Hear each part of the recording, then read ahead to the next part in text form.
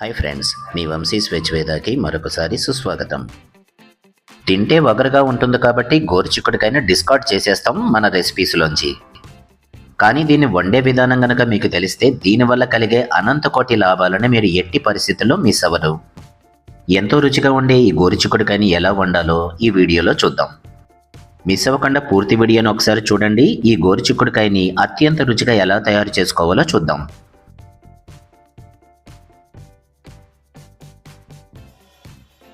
ముందుగా ఒక మట్టి కడాయిలోకి కొద్దిగా వాటర్ని తీసుకుని చిటికెడు ఉప్పు, కొద్దిగా పసుపు, ముందుగానే సన్నగా తరిగి పెట్టుకున్న గోరుచిక్కుడుకాయ ముక్కలు,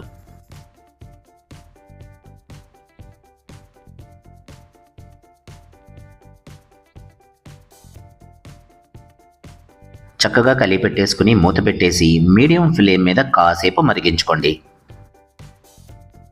ఈ గోరుచిక్కుడుకాయ ముక్కలు చక్కగా కుక్ అయిపోయాయి.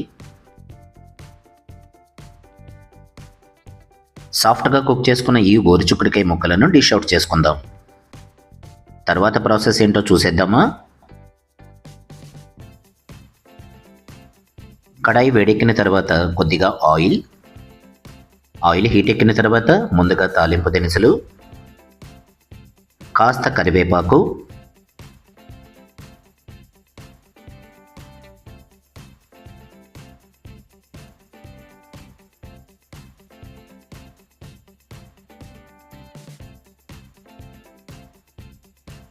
తాలింపు దినుసులు దోరగా వేగించుకున్న తర్వాత 1 కప్పు సన్నగా తరిగిన ఉల్లిపాయ ముక్కలు, మరింత రుచి కోసం కొద్దిగా అల్లం వెల్లుల్లి పేస్ట్,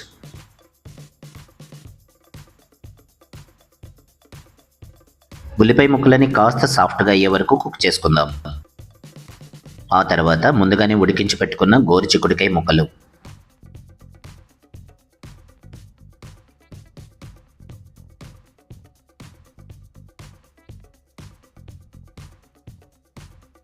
ఇవన్నీ కలిపి పెట్టుకున్న తర్వాత రుచికి సరిపడా ఉప్పు, చిటికెడు పసుపు, కొద్దిగా ఇంగువ, అలాగే కారం.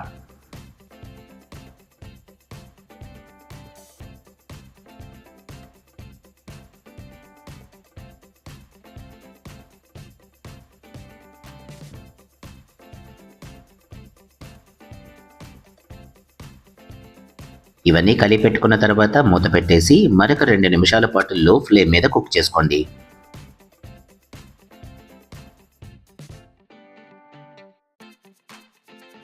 బ్రహ్మాండమైన రుచి కోసం 1 కప్పు తురిమిన పచ్చి కొబ్బరి,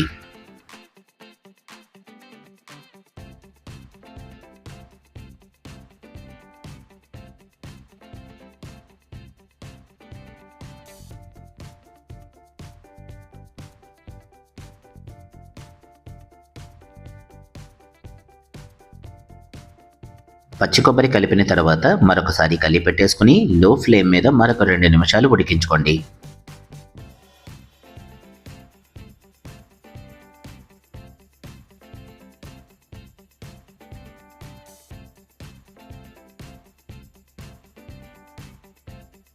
చివరిగా దీని రుచిని అమాంతం ఎన్హాన్స్ చేసే నిమ్మరసం.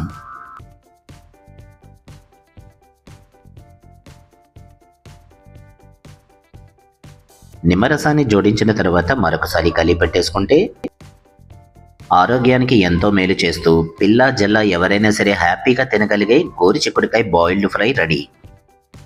రోటీ, చపాతీ అలాగే రైస్లోకి చాలా బాగుంటుంది. ట్రై చేయండి. అతి తక్కువ ఖర్చులో ఫ్యామిలీ మొత్తానికి అద్భుతమైన పోషకాలను అందించే ఇటువంటి రెసిపీలను ఏమాత్రం మిస్ అవ్వకండి. ఈ సింపుల్ రెసిపీ కనుక మీకు నచ్చితే ఒక లైక్ చేయండి, షేర్ చేయండి, మీ విలువైన అభిప్రాయాన్ని కామెంట్ సెక్షన్లో తెలియచేయండి.